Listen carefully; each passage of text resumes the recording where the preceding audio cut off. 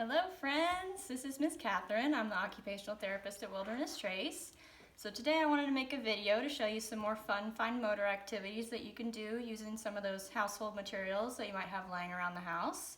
So the first one I wanted to show you uses a colander and some pipe cleaners, if you might have some of those. So you can see I've already threaded a couple through like that, but I'll show you how to do it.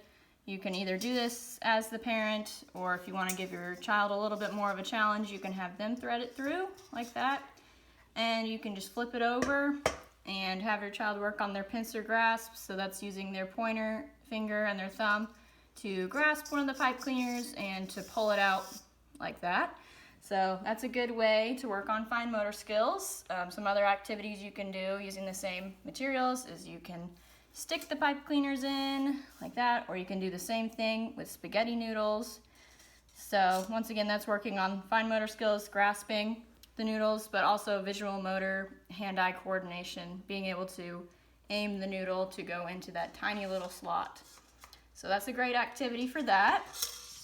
Something else you can do with those materials, if you have Play-Doh, that will be good to help with this, but you can either stick spaghetti noodles in, or you could use a toothpick, or you could use the pipe cleaners if you have those and just stick them in like that.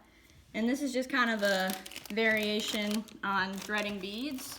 So you could also do this with beads if you have them, but I just have Fruit Loops here that I'm going to use.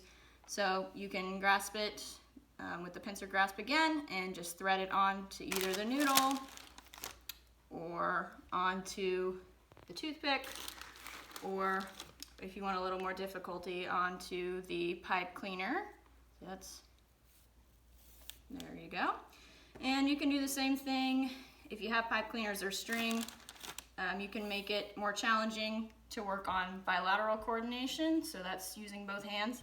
So holding it with your non-dominant hand and then using your dominant hand to thread it on to it like that. So that will make it a little more challenging, and if you do have the pipe cleaner or string, you can make it into a piece of jewelry like that, just a nice little bracelet. So to make it easier, you can have them standing upright like this, and to make it more difficult, you can hold on to them with both hands. Another activity I can show you, if you have some kind of can like this at home, and if you have rubber bands, you can work on your finger muscles, stretching out those fingers, stretching out the rubber bands, and you can just stretch it onto the soup can just like that. So that will help to make your hands nice and strong. And one more thing I made that I want to show you uses this Kleenex box here, and something you can do, you can cut different shapes and slots into it like I did. You don't have to do that, but that's an option. Some different things you can work on. I have different tops of things here. I have Play-Doh, milk jug, just whatever you have at home will work. So you can work on following directions or distinguishing between colors. You can say, okay, I want you to get the green one and put it in.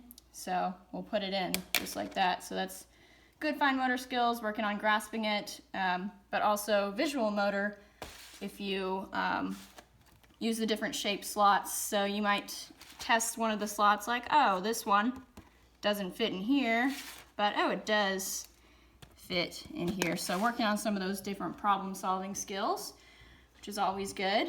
You can cut different shapes out, like I made a circle here, so you can put that in.